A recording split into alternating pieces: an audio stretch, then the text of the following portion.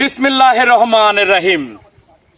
পরম করুণাময় মহান আল্লাহ তাআলার অশেষ রহমতে আজকে আমি আসছিলাম পাবনা সদরের মালঞ্চি ইউনিয়ন কামার গ্রামে।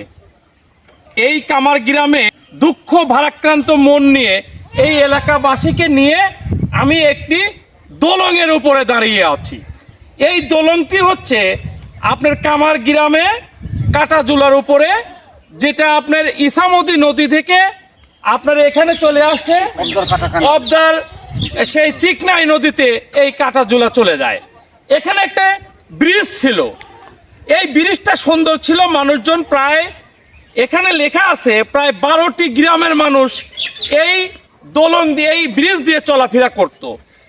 এখানে হায়দারপুর, রহিমপুর, পয়দা, কুমিল্লি, কয়রাবাড়ি, পাকেরহাট, গোপেনপুর, কুস্তিগাছা, কামারগ্রাম, দহপাড়া এবং পার গোবিন্দপুর সহ বিভিন্ন এলাকার মানুষ পাবনা শহরে শিক্ষা দীক্ষার জন্য, ব্যবসা বাণিজ্যের জন্য এবং অসুস্থ মানুষেরা চিকিৎসার জন্য সহ বিভিন্ন কারণবশত বিভিন্ন জায়গায় যাতায়াত করে।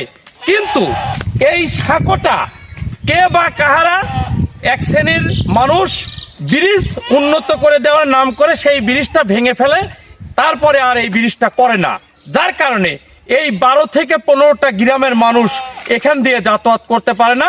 বিভিন্ন সাইড দিয়ে দূর দূরান্ত দিয়ে এই তাদের বিভিন্ন পেশায় তারা চলাফেরা করে।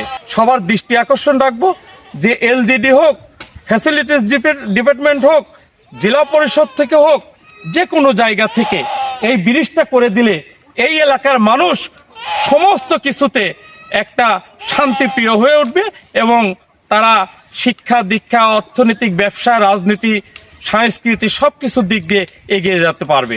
আমি সবার সুদৃষ্টি আকর্ষণ করে শেষ করছি। আসসালামু আলাইকুম ওয়া রাহমাতুল্লাহ। আপনারা কি এই ব্রিজটা কতদিন ধরে নাই এখানে? 4 বছর আগে এখানে কিন্তু ব্রিজ ছিল। সেই ব্রিজটা কে বা কাহারা, কারোর নাম বলার দরকার নেই, কে বা কাহারা এই ব্রিজটা নতুন করে দেওয়ার নাম করে ভাঙে রড এবং যা ইট বালু খোয়া যা কিছু ছিল কিছুই নাই এখানে। এই এলাকার মানুষ অবহেলিত। এদের এই ব্রিজটা করে দেওয়ার জন্য যথাযথ কর্তৃপক্ষের দৃষ্টি আকর্ষণ করছি। আসসালামু আলাইকুম ওয়া রাহমাতুল্লাহ।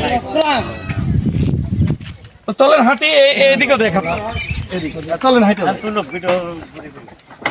এগুলো পরে কাম আসে, তাও দেখেন এই কারেন্ট খাম্বা যেটা ওই জায়গায় আমরা বানাইছি, বুঝছেন? এটা একটা চরম সমস্যা।